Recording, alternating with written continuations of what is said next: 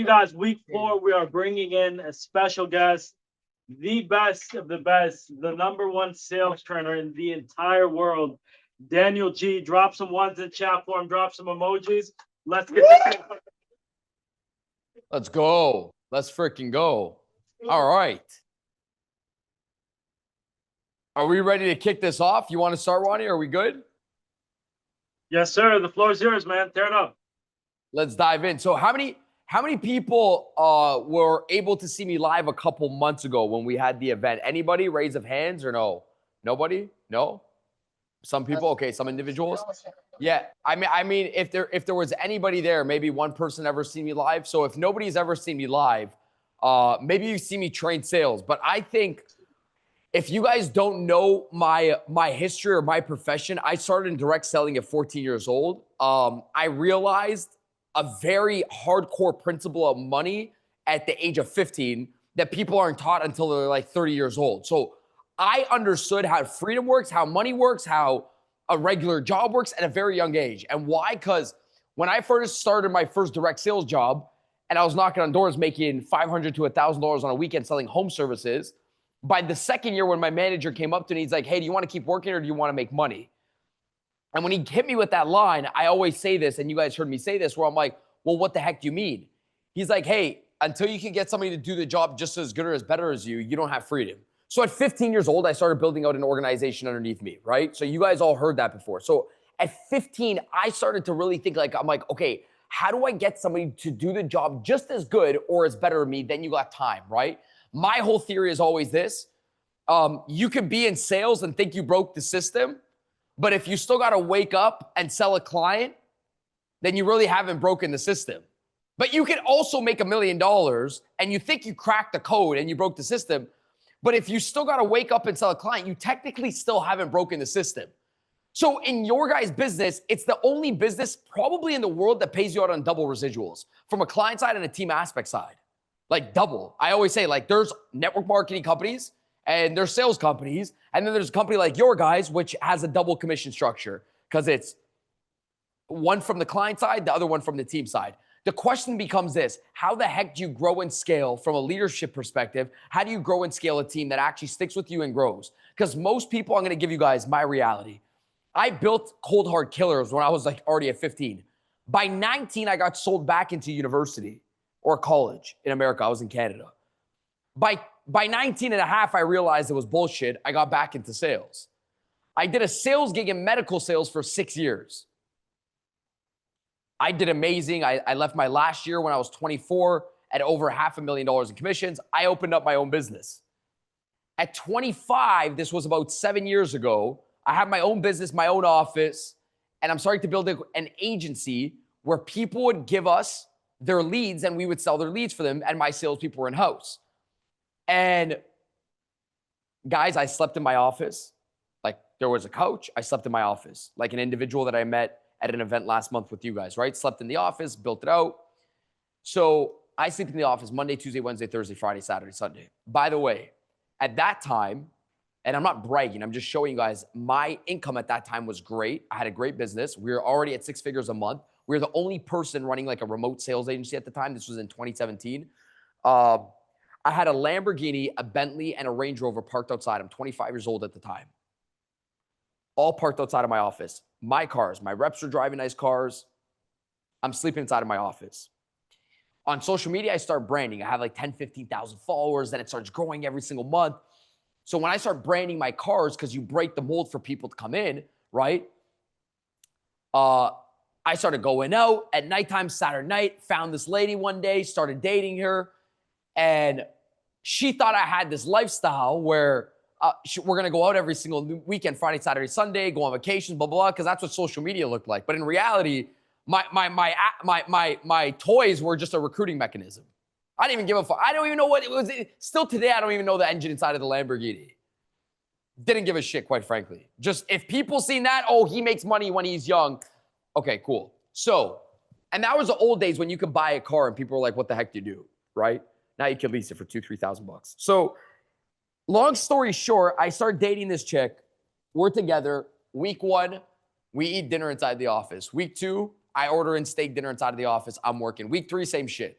Week 4, she's like, hey, stop lying to me, telling me to get ready. And then we just end up ordering takeout inside of your office. She's like, let's go out. I'm like, okay, let's go out for dinner. So we go for dinner. I already felt weird going out for dinner on a Friday night. That's how addicted I was to my business. Feeling weird to go out for a dinner Friday night. Then one day, she hits me with the, hey, okay, so like, I just want to let you know, like, we've done nothing fun. It's been 4 months. We haven't done nothing. We haven't traveled. We don't go out on like nice dates, blah, blah. She's like, I don't think this is going to work out. And I'm just thinking like, fuck, damn, I like this girl. So I said, well, what do you want to do? She's like, let's go take a vacation. I'm like, a vacation? I'm like, what do you mean a vacation? She's like, yeah, let's go take a vacation. I'm like, what do you mean? She's like, let's go to Mexico or something, like Cabos. I said, whoa, you mean out of Canada? I said, no. I said, okay, I'll take a vacation for 2-3 days, but not out of Canada. I'm like, that's too far. I'm not leaving this office. If I leave this office for more than 3 days, my guys, it's going to be like Wolf of Wall Street. It's going to be a shit show in here, right? I had a bunch of guys on telephone just like you guys have inside of the office. So we go to this west coast of Canada. It's called Windsor. We go stay at a beautiful resort. She said, no phones, no distractions, no business. I've never left my business in my life. I said, okay, yeah, it's fine, babe. Don't worry. Let's go enjoy ourselves, blah, blah. I call my business partner. I say, yo, D. He said, yeah. We had 2 offices at the time, about an hour away from each other. I said, listen, my guys and gals, I'm shipping them to your office for 7 days or 4 days. I'm going on vacation. They're not staying alone. He's like, yo, you good? I said, yeah, I'm fine, bro. I'm like, but they're just going to your office. They're not going to stay in the office alone. People are going to be smoking weed in the office. It's not happening. I don't know what the hell is going to happen. There's a point to this story, guys, by the way. You're going to see in a second. I'm not just talking shit to say a story. So he's like, okay, sure, man. I send off the guys to his office. We go on vacation. Friday, I'm like twitching to get on a live stream and to go look at the numbers of my business. Saturday, it feels weird to relax. Sunday, same shit, babe. How you doing? Oh, I'm doing great. Yeah, enjoying the vacation. I didn't give a shit. I just want to be back inside of my office. Monday rolls around. The first thing that I did, open up the laptop, check the numbers. On Fridays, we were always at a $300,000 to $400,000 in sales for all our clients. We went from $300,000 in sales on a Friday. I'll never forget this day. And that's why I knew I had a problem. To, I think it was 30,000. In one weekend, Friday, Saturday, Sunday, we dropped by 90%. And I said, how do we make less than 270,000 when I'm not in there? Called my girlfriend at the time. Hey, babe, how are you? Good. Daniel, how you doing? Oh, I'm doing good. Hey, babe, let me save you some energy and time. Break up with me. Why? No, like actually break up with me. Like this relationship is never going to work out. You're beautiful. You're an amazing girlfriend. If you want, I can point you in the right direction. Stop selling me. No, but I'm serious. Break up with me. Why? I don't have a business. I'm poor, I'm broke, and I don't have freedom. So what do you mean? Break up with me. You know how I was sleeping on the floor? I'm going to sell that, or on the couch. I'm going to sell that fucking couch. I'm going to sleep on the floor. Why? Money is the biggest mask to most people thinking that they're successful because they got $1 inside of their bank account. And for me, I always went back to my first manager. He said, Daniel, you will always be poor inside of life. Yusuf told me this. He said, until you can get somebody to do the job just as good or as better as you. I realized that I don't have a freaking business. I had the money, I had the cars, and what I didn't have were the freaking people. And I said, what a failing business if you don't know how to build something called active plus passive income at the same time through your business, not through an investment, through a business. How? Why? Most people in life, team, if they take 5 days off of their work or business, their income drops. They don't have a business. You only have a real oiled engine machine when you can leave your business, and not when it stays the same, but it freaking increases without you being inside of the business. Until then, we don't have a business. We're poor, broke, busted, and disgusted. That's the way I see it. And there's systems that, guys, I travel a lot, but until my business, Daniel G, our organization, the Sales Dream HQ, and all our programs, until I can leave and it grows without me, I still don't got a business. And I had to come back for 2 months, build out all these systems like I'm doing right now. I'm in the office every single day, building out a sales team again with them. Team, that is the ultimate goal of business, that you can leave for a week, a month, a year, and your business can still grow without you being inside of the business. The question to ask yourself is, can I take 5 days off and my income still goes up? That's the ultimate win inside of life. Can I take 5 days off and my income goes up? If you know how to master that, you freaking won inside of business. Why? Because the number one word I think as a great leader is something called insignificance. Thank God for sales, because that's gibberish. Insignificance, not significance. So look, everybody here, by the way, is already a leader. You might not even know it. But I have to talk to you guys about freeing up your time for a second. Insignificance means this. And when I said everybody here is a leader and you don't know it, you guys already are leaders. Sales is a form of and the highest act of leadership, okay? It's the highest act of leadership. It's actually one of my rules in my new book called The Sales Game. I said sales is a form of leadership. Why? Because you will sell more than the customer buys. So in every single interaction with a customer, you are the leader on the call. You want to know why? Because you sell your product all freaking day. The leader only buys once. You will always sell more than the buyer buys. But Daniel, it's only my 9th week. Yes, you've already sold 3 policies. You've sold more than the buyer has ever bought. They only buy 1 or 2 policies for their whole life. Like, okay, but Daniel, I've never even sold a policy. It's my 9th day. Doesn't matter. You've still been on the phones for 9 days straight. You are a leader. How the heck do you get on a phone call and you don't have confidence? You sell more than a customer ever buys. You lead the conversation.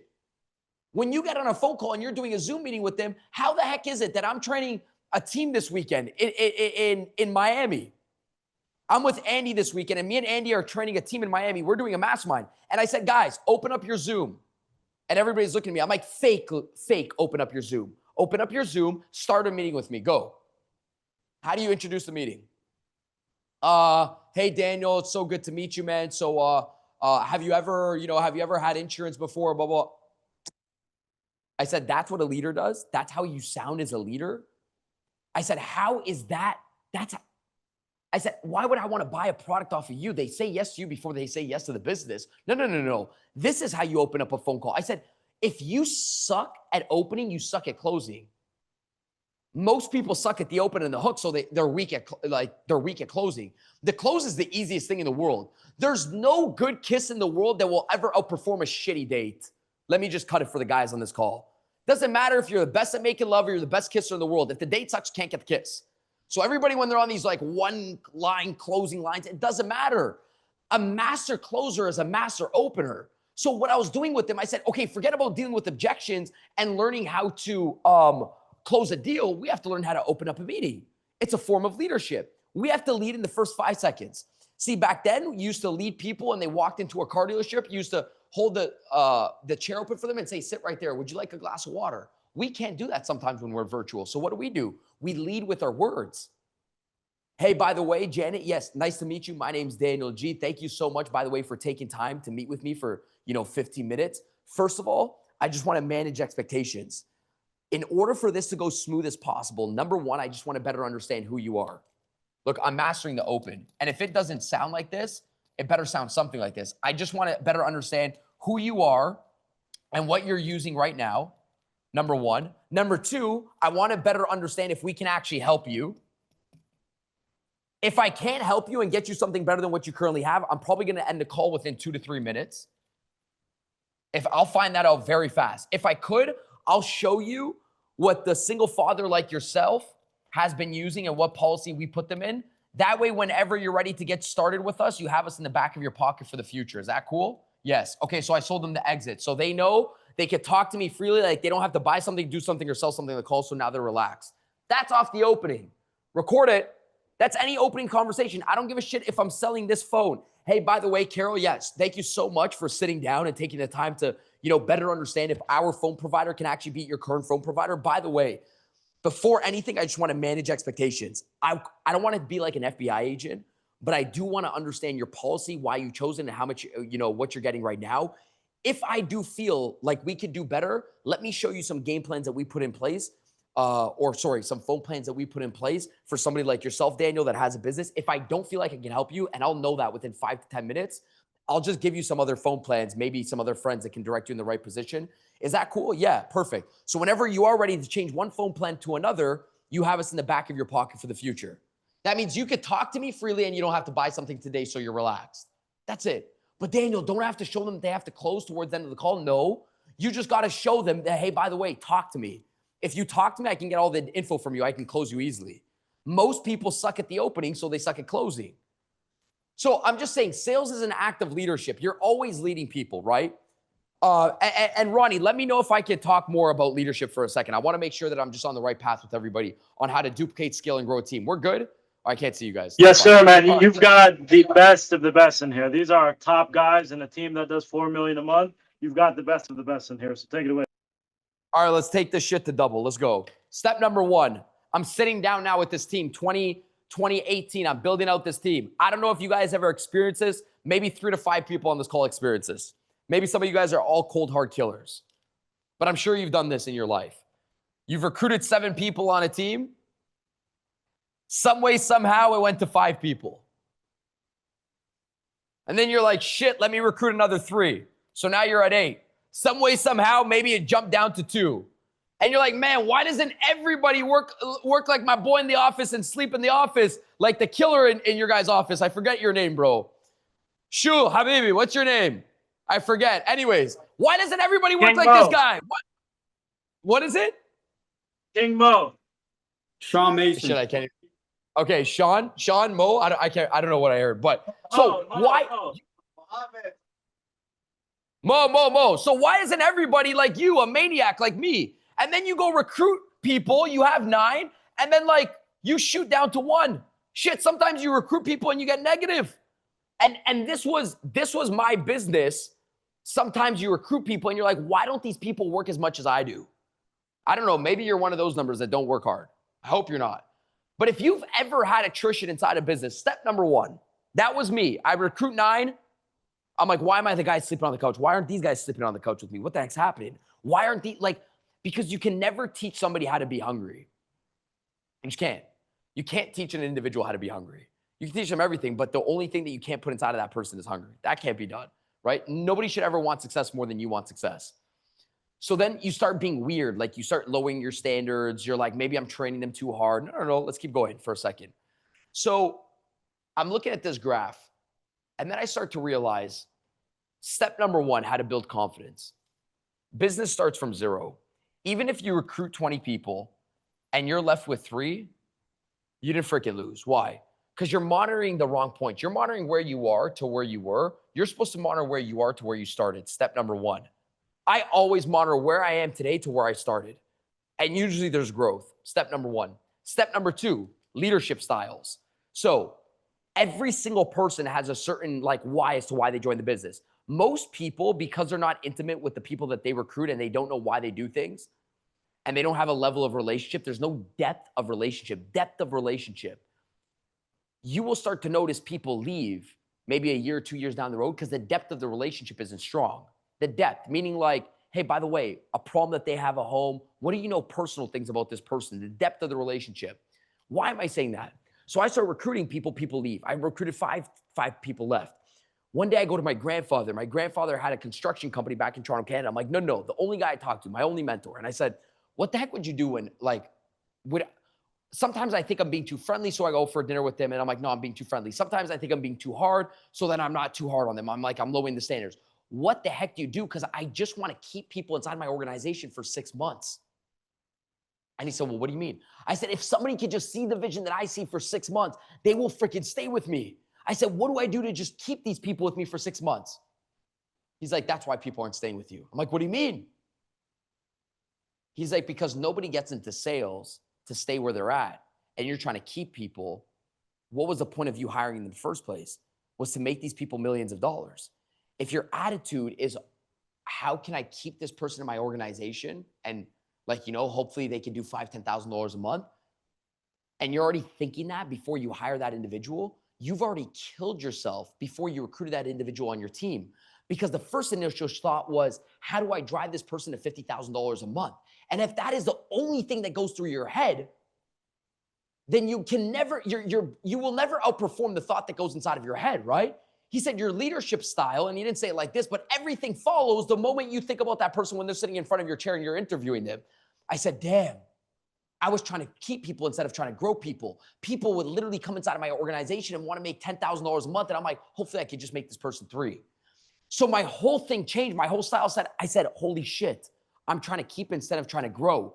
My income exploded. Why? Because I would sit people down and all I could see is $100,000 monthly vision for them even when they couldn't see it themselves. I could see a vision that they can never see. I'm like, holy shit, this person's destined for $100,000. Instead of trying to keep people, my focus was on a keeping mentality instead of a growth mentality. So what do both things differently look like? A growth mentality. Here's what a growth mentality looks like. Step number one, every single leader that ever recruits somebody into a business has to do this with their team. And I'm going to show you what I mean by this. Bob, yes, you've been in the business for how long? I've been in the business for 7 months. Okay, great. Let's map out the business right now. This is called prospecting over the phone, lead genning, whatever the case is, right? This is called your conversations. This is called presenting. This is called closing. This is called follow-up inside of your pipeline. And this is called building and or referrals, right? So like, how do you get a referral from a policy that you sold, or how do you turn that person into a builder? There's only really 2 routes, right? By the way, this is where all the money's made inside of life. You master this, you become a millionaire inside of life, right? The money is not made in this part. This is where you're still a sales rep. That was my dad. My dad was great at sales, but because he didn't know how to build, he still has to sell for his whole life. But that's a different subject for a different day. So I look at these 7, I look at this guy and I say, okay, Bob, how much are you making every single month? Well, I'm making $10,000 a month. This is every time. I do this every day with my team. All right, cool. How much do you want to make next month? I want to make $20,000 a month. All right. Question number 3, why the heck haven't you already done it? Yeah, you want to make the 20. Why the fuck? How much you want to make this month? $100,000. Nice. What are you making right now? I'm making $35,000. Why didn't you make $100,000? Well, you know, I'm just stuck at recruiting better people inside of my organization. Whoa, here we go. I want you guys to think of your income right now, okay? Let's say your income is $7,000 a month right now, okay? And you want to go to $15,000 a month. Just do this alone. You don't have to do this with your leader. If you were to think, where am I getting stuck right now? Like, where am I getting stuck? And most people will be like, well, I got to recruit more people to sell more. Daniel, I can't recruit more people. Like, I need to recruit more people. Prospect, you need to prospect more people? Okay, that's a complaint, not a problem. That's a complaint. Why? I'm going to show you guys the difference between growth mindset and stagnant mindset. If I go ask somebody, where are you struggling inside of their business? And you say, well, I'm struggling closing towards the end of the deal. That's a complaint, not a problem. If somebody says, I have struggles recruiting people, that's a complaint, not a problem. Why? Because it's not specific enough. And if you're losing that language, then your team's going to use that language with you. Your problem is not specific enough. It's a generic complaint. Do you know how big of an area recruiting is inside of your business? Do you know how big of an area is closing inside of your business? Do you know how big of an area of follow-up is inside of your business? If you generalize the term, you're going to have a generalized and blurred paycheck. This is how you make money inside of the business. You figure out the specific problem. So when somebody tells me, Daniel, I have trouble recruiting, don't let the door hit you on the way out. That is a generic complaint. So a good leader, step number 1, they have a no complaint policy. They only have a problem policy. A good leader loves this. They don't like that. Why didn't you sell $1,000 today on the phones? Well, you know, it's just hard for people to pick up the phone. Okay, bad. That's a complaint. Why didn't you sell $1,000 on the phone today? Well, when I was dialing people, every time I pick up with them, in the first 5.5 seconds, they would hang up because I think I was doing something. We got a specific problem. You're telling me now the actual problem of what happened while you were prospecting. Specific problem. Why? Because I can deal with that. That can come to a conclusion. See, the better you get at talking even to your upline, the better you get at leading. And your income just dramatically shifts. Everybody inside of their life focuses on complaining, not a problem. If you guys could just think of one thing, a specific problem, what do I give to my uplines and my mentors? Do I give them complaints or do I give them problems? Because a complaint just looks like this. Hey, doctor, yeah. I think I need a knee brace. My knee's really hurting. Your knee's hurting? Yeah, my knee's hurting. Like, I think I need to go in for knee surgery. So I go into the doctor's office complaining. All right, that's it, your knee? Yeah, that's it, my knee. Okay, perfect. Daniel, can you do me a favor? Yeah, for sure. Can you step on the scale? No, doc, my knee. I don't need to jump on this. You just step on the scale. Watch Leadership 101. Okay, bad doctor. Okay, Daniel. Well, here's a knee brace, and maybe you can go do an MRI or an X-ray for your knee. Good doctor. Can you step on the scale? No, doc, my knee. I know, but Daniel, can you step on the scale? He's going to the problem. Wait, okay. All right. Oh, okay. You're 165 pounds. You're 5 foot nothing, Daniel. You were at 150 pounds about a year ago. Okay. I'm over a bit 5 foot nothing, but not pushing, just pushing it. So he's like, dude, you were 150 pounds a year ago. Shit, man, you've gained like 15, 20 pounds. Yeah, doc, my knee. Enough about the weight, my knee. No, okay, I got it. I'll get you off an MRI thing. Daniel, I ask you one more question. Yeah. What's your diet and routine look like right now? Doc, what do you mean a diet and routine? I don't have a diet and routine. I've been traveling for the last 2 years. I'm in Italy. I'm freaking in Lebanon. I'm eating good. Okay. I don't have a diet. I don't have a routine.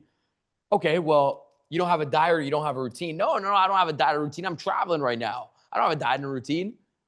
Okay. So he's like, so you have no nutrition and you're not working out. Your diet's off and your fitness is off. I'm like, yes. I just need a freaking knee brace. He's like, got it. I have one more question, then I'll get you out the knee brace. He's like, dude, hey, by the way, how much you sleeping every single night? I'm like, sleep. I'm like, doc, nothing, like 3 to 4 hours a night. Why are you sleeping 3 to 4 hours a night? Man, I'm stressed out at work, blah, blah, blah. So you're sleeping 3 to 4 hours a night. Yeah, I'm stressed out at work. What are you stressed out about, man? Oh, me and my business partner, we got these problems, business partner. I'm like, doc, but I need a freaking knee brace. He's like, no, I get it. What kind of problems you have with your business partner? Oh, we're looking to sell off one part of the business. He said, Daniel, forget about the knee brace. He's like, my friend's a business consultant. Here's his number. You should go hire him. I'm like, bro, what do you mean? I said, doc, what do you mean? He says, you don't need a freaking knee brace. You need a business consultant. He said, because if you got a business consultant, you would sleep more. If you slept more, your diet and nutrition would be more focused and dialed in. If your diet and nutrition was more dialed in, you would lose your 20 pounds. If you lost your 20 pounds, you wouldn't have fucking knee problems anymore. Yeah. Okay, that's life. I gave you guys life in one analogy. Every single fucking person that is young right now wants to jump to the complaint. Every person that is actually gonna make money inside a business always does this on themselves. And I gave you guys an analogy. Hopefully you guys can see it where you're now thinking about your business and you're like, wait, if I actually want to get to the next step inside of my business, how do I become core root problem focused? You get to the root of the problem fast. That means when a downline comes to you, when a downline comes to Ronnie, the problem does two things. Number one, it doesn't pass Ronnie. This is Ronnie. It never passes him, number one. You never pass off a problem. Number two, it goes deep once it hits Ronnie. A true leader, the problem stops at them, it goes deep and it stops at them. That's a leader. The problem comes to me, the problem stops at me, and it doesn't go anywhere else. I solve it now. I give the advice now. I give them plan of action now. First thing. Second thing is, I go deep. I go core root on problem. This is my problem. This is my problem exercise. You guys understand the reason why I'm showing you this is because in life, you don't get paid by making sales. This is like the outer thing. Like we think we get paid. We think we become millionaires by becoming good sales reps or like owning a business. This is the only way you get paid inside of life. There's only 3 ways. Way number 1, personal problems. I'm going to show you every single person's income inside of life, and you're going to understand this. Rule number 3, someone else's problems. Rule number 2, someone else's problems. So number 1, you can solve your own problems. Number 2, someone else's problems. So what does that mean, personal problems? You ready for levels of paychecks? I'm going to show you right now. Levels of paycheck. This is very simple. And I see a distinction even in my company. I don't got to really walk outside. Person that makes $3,000 that's new inside of the company, $2,000 to $3,000 a month. You don't ever have to look at how much people are making inside of life. Just look at their language. You don't have to see their income. You could just, by their language, I could see their income. If we're sitting down in the office and the forks are not in the bag of the Uber Eats, the broke person is the person that's complaining. That's the broke person. I don't got to look at their bank account. I just know where they are. Why? How the fuck does that equate to money? The Uber Eats delivery guy is either late or they didn't put in utensils. Give me the hands. This was 2 days ago. Somebody's complaining about forks in a bag. Forks. Hey, they didn't bring forks. Let me call them back. Bro, there's a sink. What are you eating? Steak and rice? You wash your hands, get it, eat. There's a Zoom call. Yo, what yo? Who's around? Where's the lady for the date? Nobody's around. Put the rice in your hand, eat it with steak. Done. Let's get on. Let's move. Why? The problems that you have inside of life are completely equated to people's income. That's your problem inside of life. The steak came out a little bit medium rare and you wanted it in rare. I don't know. Fuck. How does it? Most people's problems inside of life, you will start to see have no equation to anything that's going to go past and making $1 growing their bank account. Nothing. To most people's problems inside of life. So the first question you have to ask yourself is, what triggers me? That's the first question. I ask myself this. And by the way, I'm not perfect, but I ask myself this question. The reason why I'm at this income right now is because I'm getting triggered by something that the person that makes $10 million a month doesn't get triggered by. The reason why I'm at this income right now, I don't care if you're Blake on this phone call and you're stuck at $5,000 a month, you're getting triggered by things that a person at $100,000 a month just doesn't get triggered by. Whether it's personal, relationship-wise, from the Uber Eats guy, I'm telling you this, but when you can master personal problems, phase number 2 inside of life, you want to look at your income, is you master other people's problems. You will start to get to a bracket probably of $10,000 plus a month. You don't get paid by working harder. What a misconception inside of life. If you go into McDonald's right now and you're flipping burgers and Sally's flipping burgers, you don't get paid by flipping faster than Sally. No. But you could be like, yo, bro, Sally's flipping like an idiot. I'm flipping fast. Why am I getting... Dude, I don't care what you mean. You just keep flipping burgers. And even if Sally sucks at flipping the burger and she's horrible at putting on the ketchup and you're so precise, you and Sally still get paid the same. Holy shit, what a lie school taught us. School taught us this. They never taught us this. School said if you work hard and if you're smart, you'll make more. Yeah, my ass. I was working hard. I'm flipping burgers faster. I'm faster than Sally. I'm smarter than Sally. I put the ketchup on better, but me and Sally both get paid $12 an hour. Tell me how that works out. I'm getting lied to. Why? Because if I go to the manager and I say, yo, Bob, yeah, bro, how the heck is Sally getting paid 12 and I'm getting paid 12? By the way, I'm not being biased towards the Playbook Agency. I'm saying in life, this is how you get paid. Bro, how do I tell my manager, how the heck am I making 12 and she's making 12? Oh, you want to make more money? Yeah. Okay. But I flip faster than Sally, dude. I work harder than Sally. I have a better flip than Sally and my ketchup's better. So what? Why aren't I getting 15 an hour? Oh, you want to make 15 an hour? Yes, I want to make 15 an hour. Okay, great. If you want to make $15 an hour, you don't got to work harder. You don't got to be smarter. You got to increase your responsibility. What does that mean? Oh, maybe, Daniel, you got to open up the cashier and close at nighttime. Maybe you got to sweep the floors. You got to increase your level of responsibility. You increase your pay. School has never taught us this. You know what school taught us? Our parents taught us to work harder. School taught us to be smarter. And that's exactly how we've been enslaved into society. Nobody's ever told us, you want to make more money? Increase your level of responsibility. When you increase your level of responsibility in your problem solving, that's how you make more money inside of life. The more money you make, the better you are at solving problems for yourself and other people. That's it. You increase your your paycheck is just a reflection of your responsibility. It's not a reflection of your skills. It's not a reflection. I know this shit is easy. The work ethic thing, anybody can stay in the office. Okay, great. Anybody can learn a script. Okay, great. The question becomes, personally, how good are you at solving your own problems? Number 2, watch, I'm going to show you right now inside of our business. You want to go to $10,000 plus a month? How good are you at leading other people to solve their problems? Do you get mad when people don't work? How good are you at training and duplicating? Okay, now you get to a $10,000 monthly income. Who's the guy making $100,000 plus? How the heck does somebody like Sean step inside of the business and make millions inside of business? He's in stage 3. What's stage 3 mean? You know how to get somebody else to solve somebody else's problem. That's called coupling people together. What is that? Emotional intelligence at its highest form possible. You could teach somebody else how to solve somebody else's problems at the deepest root possible. And that's where you become a beast inside a business. Nobody's taught us this. You know what they told us? Be smarter, work harder. Nope. You want to look at your paycheck for the day? Okay, ask yourself this. Look at this. So simple.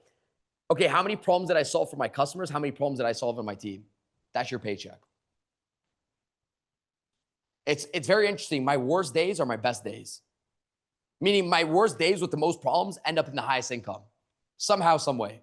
Or my worst weeks end up in my highest paying weeks. Or my worst months end up in my highest paying months. The most problems I have end up in the most money.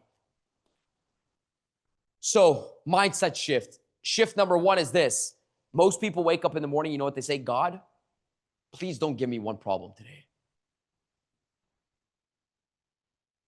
Bro, last night you went to bed and just prayed for more money. And now you wake up in the morning and you're saying, God, I'm going to block my best blessing from last night. You should say, give me 2, give me 3, give me 4. That's the way I'm trying to show people, like, just what, first of all, gets you triggered, number one. Number two, how many problems did you solve for somebody else today? That's a reflection of your paycheck. It's not, I'm going to work harder, I'm going to be the smartest. Skills are going to be taught in this business regardless. Ronnie, and you guys have the literally playbook to success. The problem is, if you just ask yourself this today, literally, it's the end of the evening right now, just be real with yourself. How many problems did I actually solve for somebody else? Like, did I have the ability to solve my problems of my clients and somebody on my team? Can I get my team to move the needle forward? If not, my paycheck reflects it. I'm not even saying going into phase 3 right now. Phase 3 is learning how to teach somebody else to solve somebody else's problem. I'm just saying phase 1 and 2. What are the problems that get you mad? Like, really, what ticks you? Oh, by the way, if you want to measure your level of personal problems, don't measure it with strangers. Measure it with the closest people around you. So if you got a girlfriend or boyfriend, that's how you measure your trigger. Why? Because they know how to poke at you the best. Your girlfriend and boyfriend know how to poke your buttons the best. So the way you react to them is the way you react inside a business.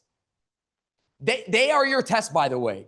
Your people around you are just your reflectors. So if anybody's close around you and you want to see how good of a leader you are, just go look at the way you get the way you react to the closest people around you.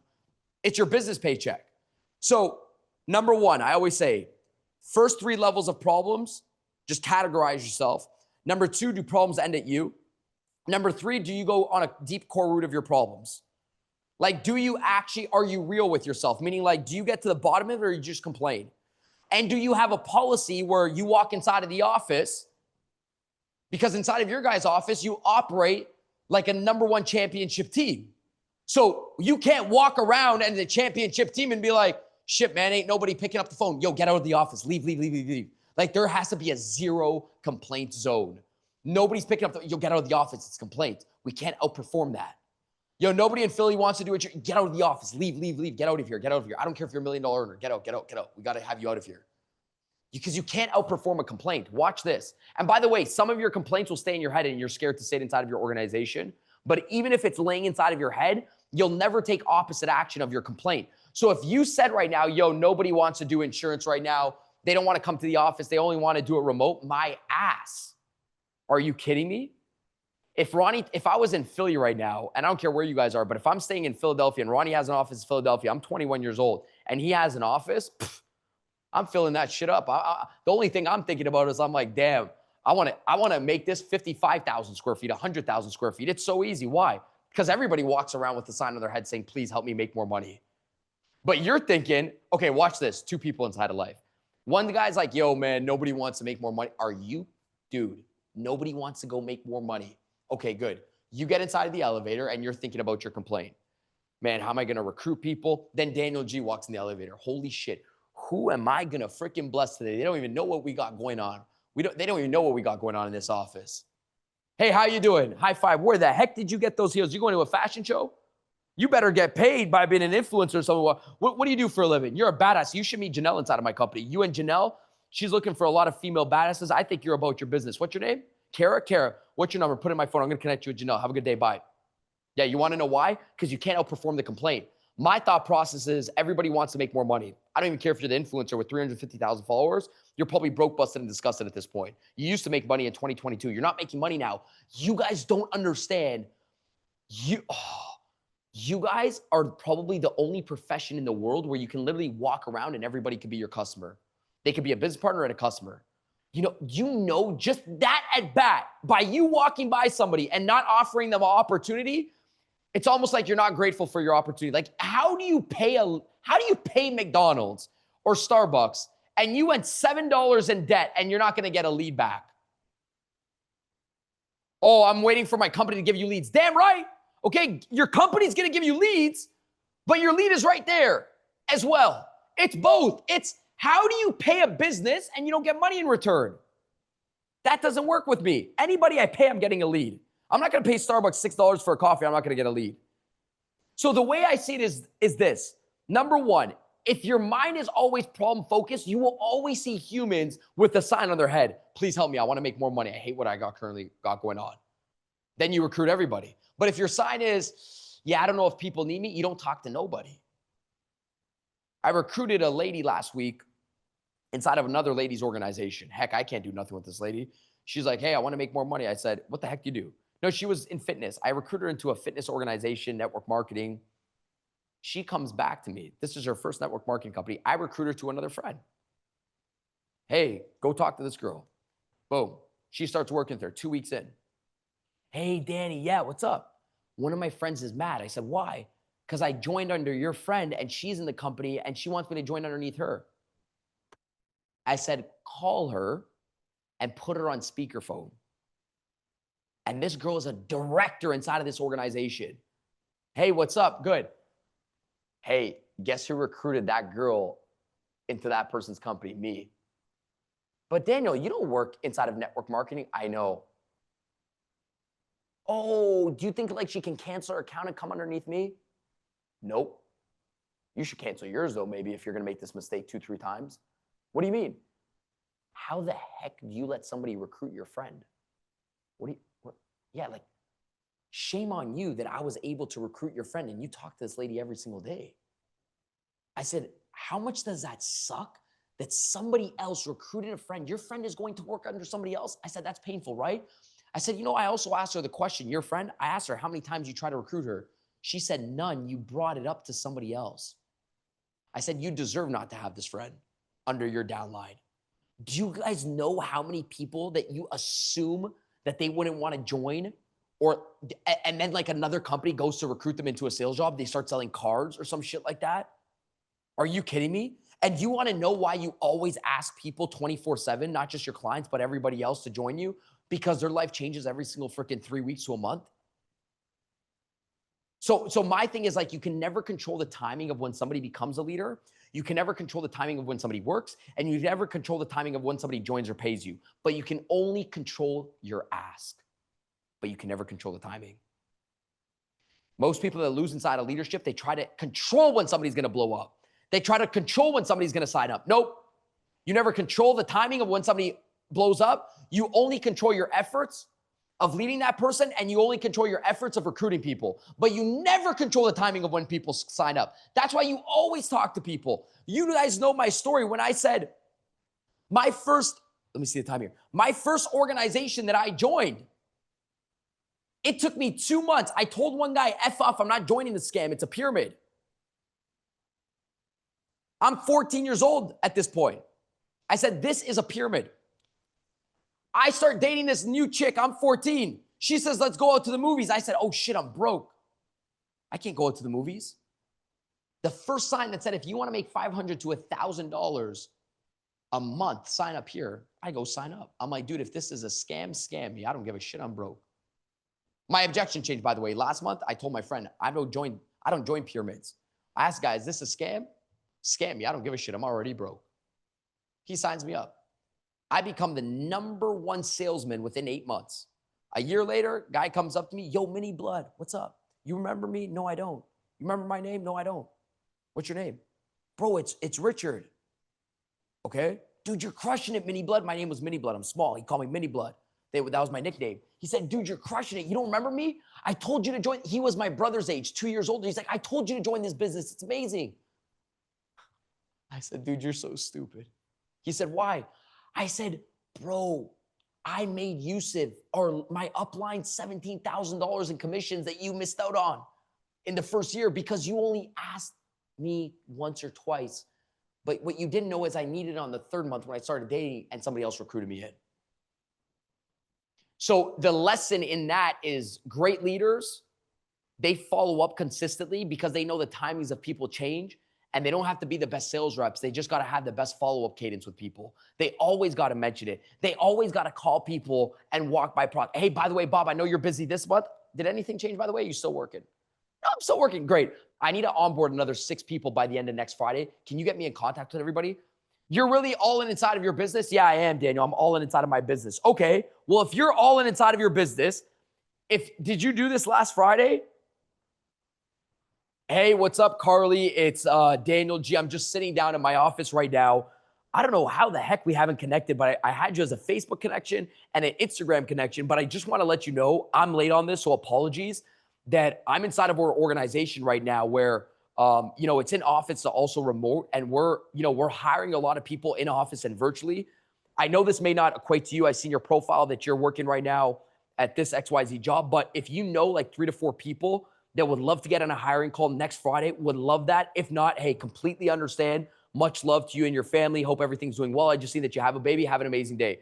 That was a 35-second video message. You're all in. Did you send 250 of those messages last Friday to every Facebook and Instagram connection that you've ever had? Yeah? Well, because that's what a business owner does. That's how a business owner gets 19 referrals of people being like, no, I don't know anybody. But that's how you get in the pocket of another person. Because when you're in the pocket, and Barbara is sitting down with Carly, and Carly's like, hey, Barbara, you should talk to Daniel G. Yeah, if you're not in Carly's pocket, you don't get the referral. So I'm saying this is a true leader is an all-in every single area of their life, right? Because you don't lead by just telling people what you're doing. You lead by, hey, by the way, guys, this is what I did last Friday because I don't have a social media of 95,000 people. Stop looking at people on social media and being like, I'm going to do what they do. No, I guarantee those people on social media are not doing those 275 videos. You know what I mean? Like there's always another strategy. It's not just like one size fits all. I got to have this Lamborghini. No, you don't. You already have 290 warm leads that you can connect with on Instagram. And everybody's always looking for a new job. Anyways, Ronnie, dude, I can't wait. I got to come down to Philly, bro. We got to run an event soon. I want to come down to Philly so we can do a deep dive trading. Soon, brother. We're going to be in Miami in October. I already told Jamil I'm going to stop by HQ when I'm down there. Bro, let's do a retreat how about we do a competition between people? I'll talk to you after. But we should make like the top people hit a certain achievement, like the top 10 people, and let's do a retreat down in Miami. I'll host everybody in my office. We're down, man. I'll see you there. I'll see you there.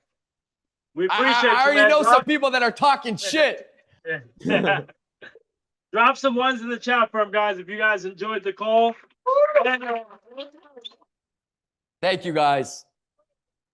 Thank you, Daniel. Thank you. Appreciate it. Appreciate you, Ronnie. Thank you for having me. If you ever need from me or my team, man, we're always a call away. We appreciate you always. And like I said, man, anything you ever need from the Playbook Agency, just know we're one call away.